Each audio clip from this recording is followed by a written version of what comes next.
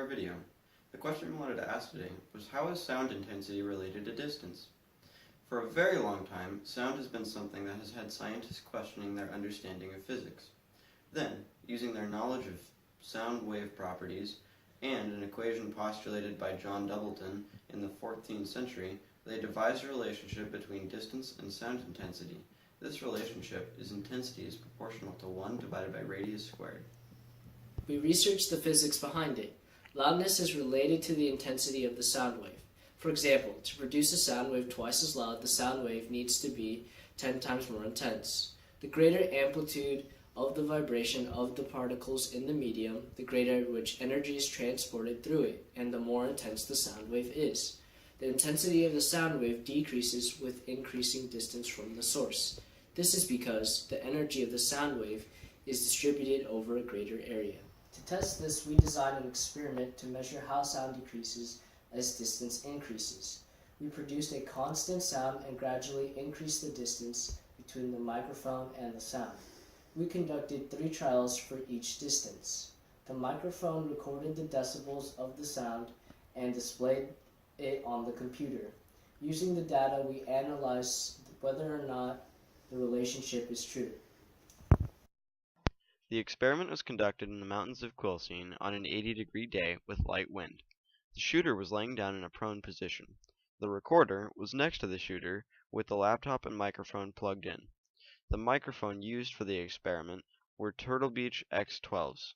The software that was used to analyze and record the data was Spectre Plus. The rifle used in the experiment was a Stag 3G of the AR platform. The round used was a Winchester M8 5.56 mm green tip. 3, 2, 1.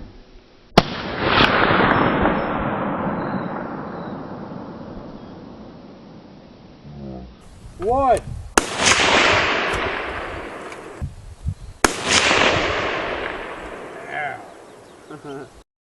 This is our time versus sound power graph. The flat line at the beginning of the graph is the ambient, which is the background noise. The gunshot is the big spike at the beginning.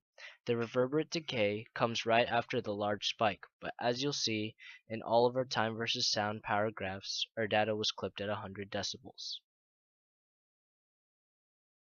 The graph displays the frequencies versus sound power, which are the spectral estimates. Spectral estimates shows how energy is distributed in frequencies. The purple line represents the gunshot. The teal line represents reverberance. The green line represents ambient noise. The gunshot data were clipped, so actual spectral levels were limited. The reverberance region estimates were taken from about 0.2 seconds into the reverberant time recorded. If you were to add all the power levels of the gunshot at different frequencies and took total power and compared it to the total power of the ambient noise, that would tell you how much the ambient was above the gunshot.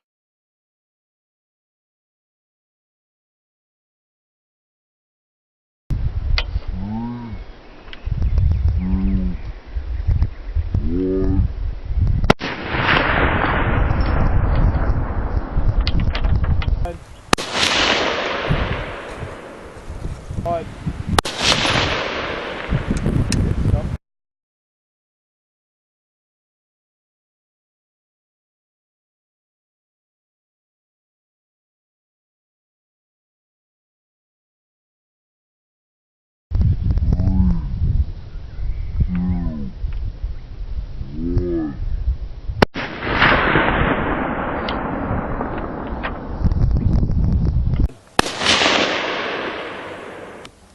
One.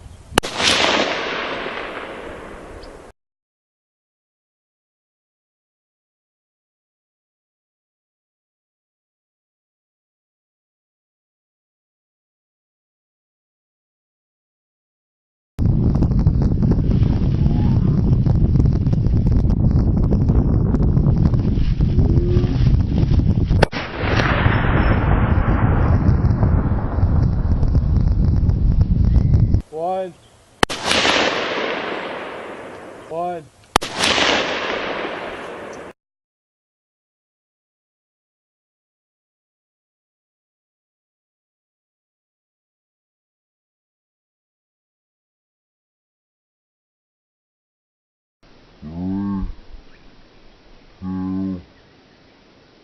one.